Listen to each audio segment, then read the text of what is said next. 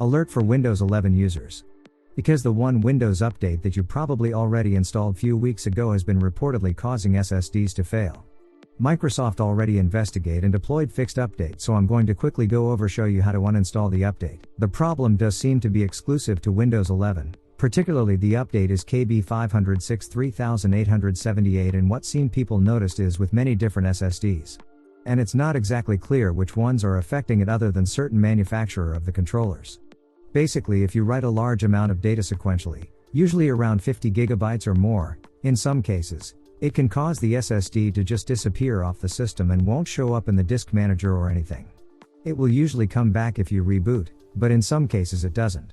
And then those people apparently just lost the data. Microsoft claiming no SSD problems caused by update, but they investigating on this issue.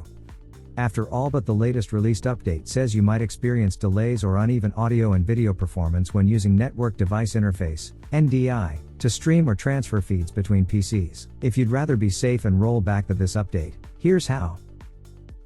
Open Windows Update Settings. Scroll down and click Update History. At the bottom, select Uninstall Updates. Look for KB5063878 in the list. Click Uninstall.